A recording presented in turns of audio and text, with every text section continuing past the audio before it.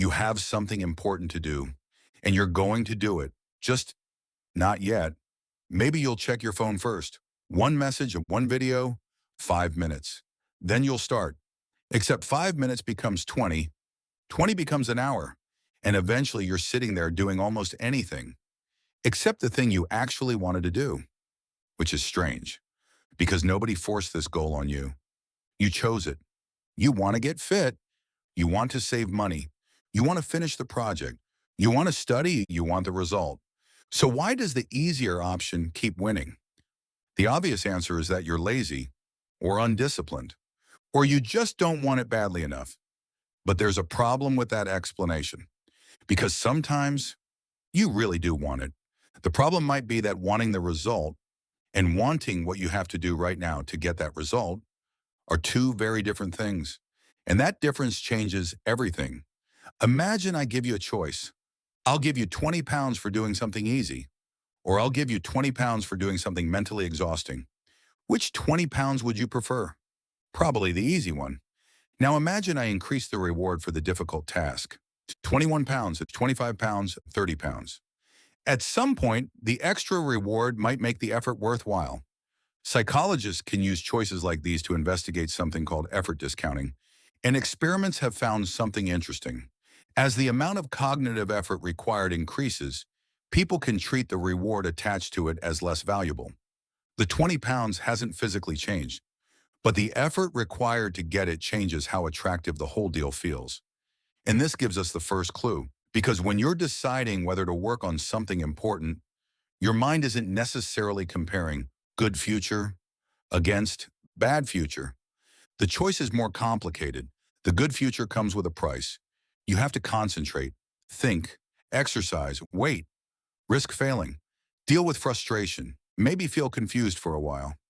Meanwhile, the easy option is sitting right there, and often it has almost no entry fee. Think about getting fit. You might genuinely want to become stronger, but becoming stronger is somewhere in the future.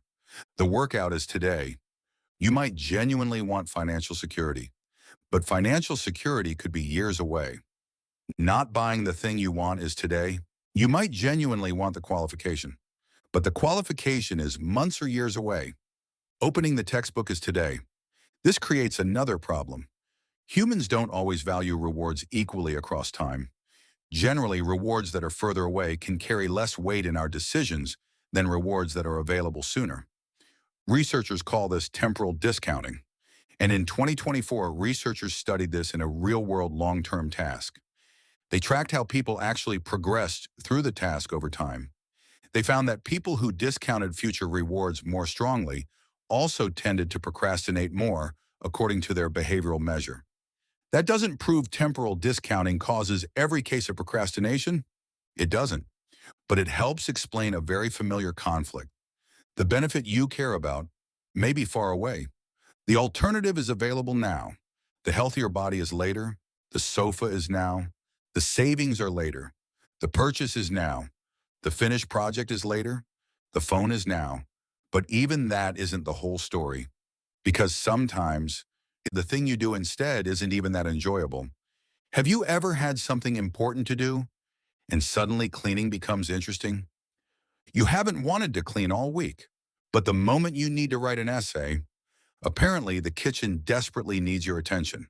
You answer emails, organize folders, rearrange things, make another cup of tea. You become incredibly productive at everything except the thing that matters. And this reveals something important.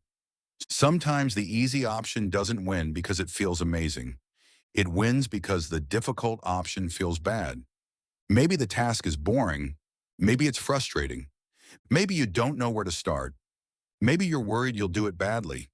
Maybe the amount of work feels overwhelming. Whatever the reason, the task creates discomfort.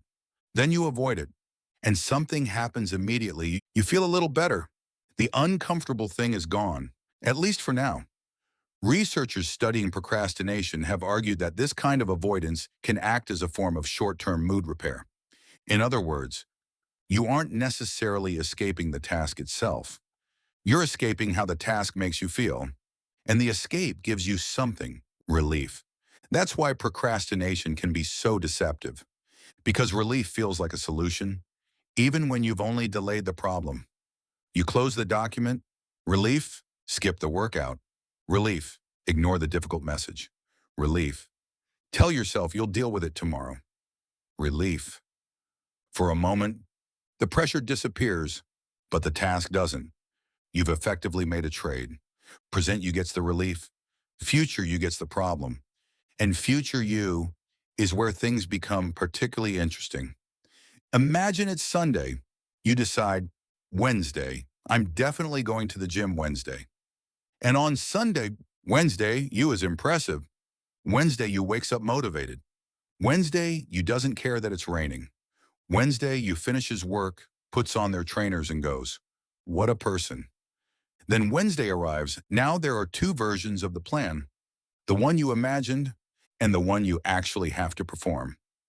Researchers have found evidence that the timing of effort itself can affect decisions.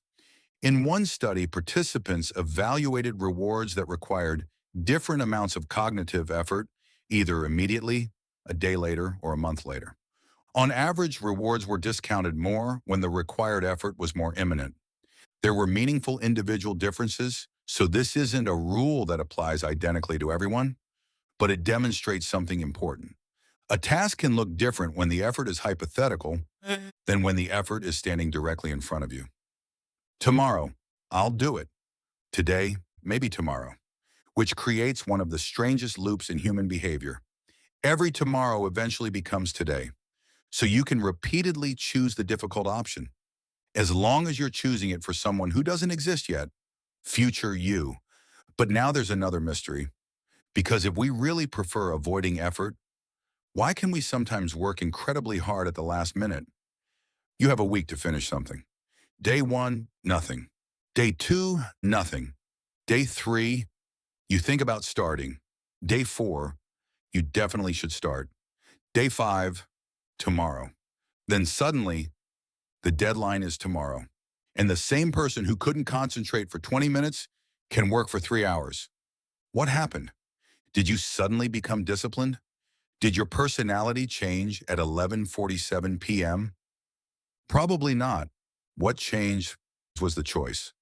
Earlier in the week, avoiding the task gave you relief, while the consequences of delaying it were still distant. Now the deadline is close. Not doing the work has its own immediate cost. Failure, embarrassment, losing money, letting someone down, missing the deadline. Whatever the consequence is, it no longer belongs to some distant future version of you. It's approaching now.